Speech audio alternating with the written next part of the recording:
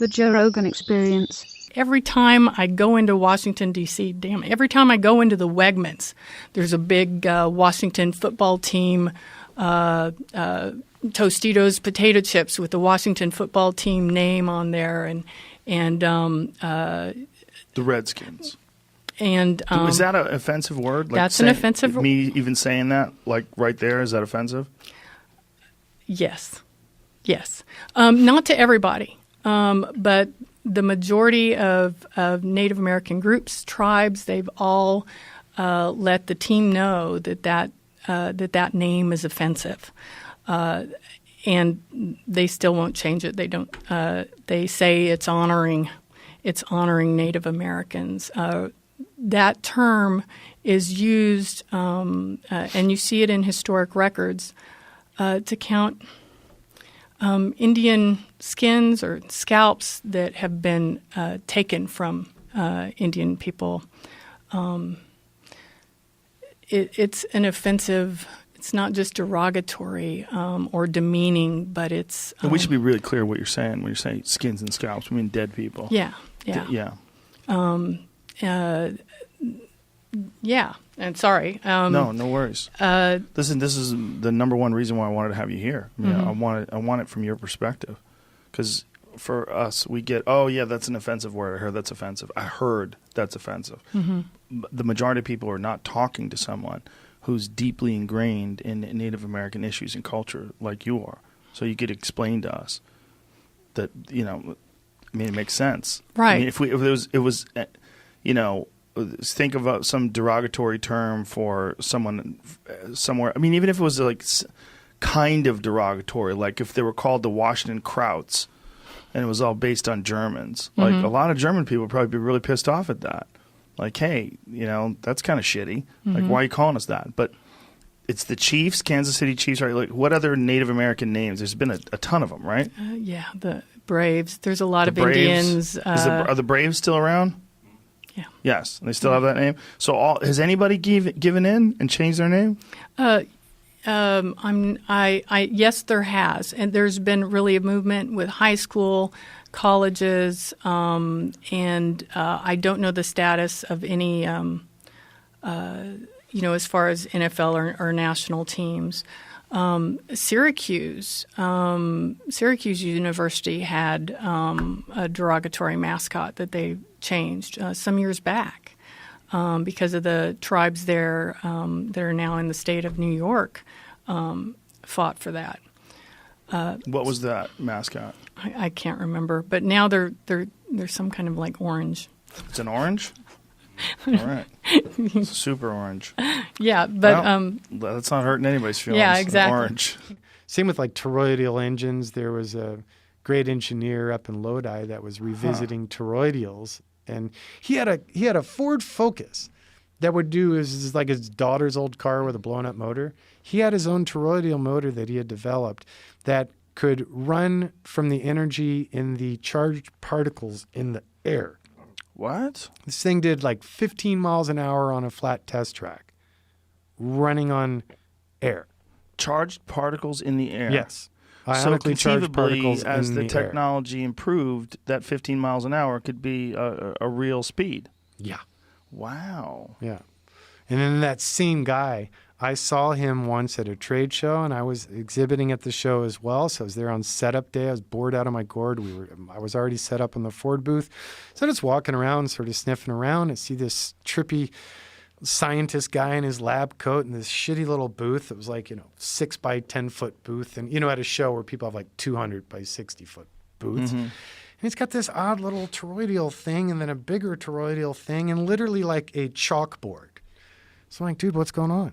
So I started talking to him about it. He starts explaining the technology and what he was doing. And like the smaller one had 300 foot-pounds of torque. The larger one had 2,000. And he was looking to develop it for rail cars, for semis, for cars, like, and on and on and on. He's like, yeah, the biggest problem is stopping it once it gets going. Because the toroidal structure meant that the compression cycle from, 12 to 2 of that first cylinder was such that when the combustion occurred and it propelled the next piston into the next combustion cycle and kept going. So getting that power out of a central crank was a challenge, and then how to stop the damn thing was like the bigger challenge.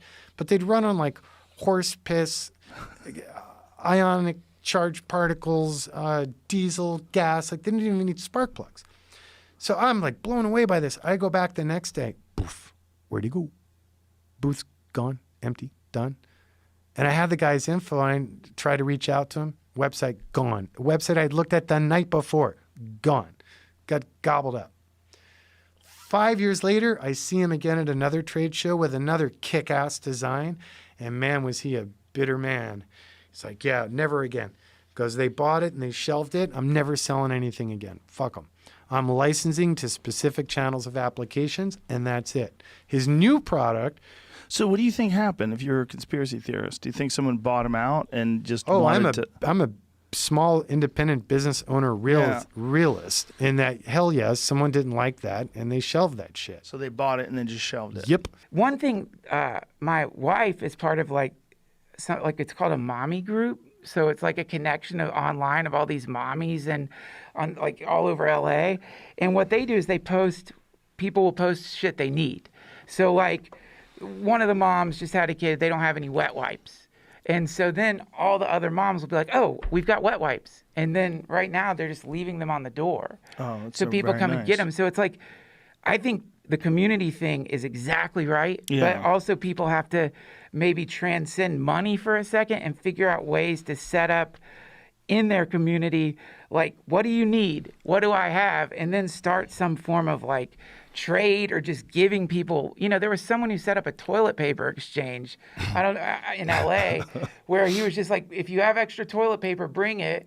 And then he had toilet paper and he was just giving it out to people who are, I think that's the sort of thing we're going to have to start doing if we can. Yeah. It's like right now there's old people who they can't do shit, man. They can't do anything. They're terrified. They can't even get online. If you know them, you got to help them. And this is, this is a weird time for us, but it's a time for us to reset. It's not good. I'm not saying it's good, but I'm saying we can get a positive out of this. Yeah. The people that make it through, we can get a positive out of this. And the positive is community is important. It's really important. And it seemed like it wasn't important because it seemed like we had everything set up so you didn't have to engage with people. It's not the right way to do it. It's not good for anybody. No. That kind of life is not good. And the detachment that we have, that's why do you think people have road rage on the highway? When they're locked in their little box, right, separated from people in a way that they wouldn't have it in person. Yeah. If it was just, it's only a thin piece of metal and glass separating you from these people. Yeah. With that, there's the other added factor of the heightened senses because you're driving fast. You realize you might have to make quick movements. So dumb things people do are elevated. Yeah, that's right. They're even more dumb. Yeah. But it's also that you're detached. You're in these boxes. Right. It's like a weird dream. We've done weird shit to each other. Yeah. Because of that. We're all gummed up in that way. It's like something, it's like a fungus that grew on the circuitry of society and started, or it's like, when they talk about the dolphins and the whales being fucked up by the high-tech sonar they're using and washing up on the beach because the sonar is messing up their ability to communicate with each other. It's like there's this kind of technological sonar that has completely made us disconnected from the earth, essentially. Like our earth connection has been replaced by a technological connection. Now, technology comes from the earth, but we're talking about a secondary thing compared to, your feet touching the ground, being around another human and like recognizing them as having exactly the same thing you have, which is they want to be happy. Feeling the connection between people when you're with someone. I don't know if you've ever done that, but just like the next time you're around anybody that you're like buying shit from or that normally just kind of go by, feel that connect. You can feel it. There's an energetic connection that you can feel there that's easy to overlook. Hell Week is another good example. It starts Sunday in the evening and ends Friday in the afternoon, and you get about 2 hours of sleep on Wednesday. That's it. It's horrendous to go through, and it's pretty entertaining as an instructor because you can just totally fuck with the students because they're off their rocker by Tuesday afternoon. But almost all of the attrition occurs from Sunday night until I'd say Tuesday morning. And beyond that, you're probably going to make it through because you've invested so much. But the advice that I was given when I went through was don't look at Hell Week as a 5-day pipeline. Just make it to your next meal. They have to feed you every 6 hours. So if I can stack 6 hours on 6 hours on 6 hours and just focus on getting to the next meal, doesn't matter how much I'm in pain, doesn't matter how cold I am. If I can just get to the next meal, I'll get a reprieve, a mental reset, and I can continue on. That in combination with some, the mental toughness is how you approach and set your goals, and then resilience. And my definition of resilience would be the ability to get bent and come back stronger than you were before. And the way you do that is by bending yourself as often as possible, which you do all the time by running sprints, or you know what I mean? You're doing that stuff. You're mentally tough because of that. And if you can apply that resilience to setting and approaching your goals from digestible perspectives, you can accomplish an insane amount. So that's really it's a physical test, but we're just testing the mind. Can the individual ignore the big and focus on the small? Can you do the step that you need to do and not get overwhelmed, regardless if you're tired, exhausted, hungry, cold? That's really all it is. It's not a complex training program. There's the ocean, there's the beach, there's some telephone poles, there's some boats, and then later on we introduce scuba gear, and towards the tail end of it, some demolition and pistol and rifle.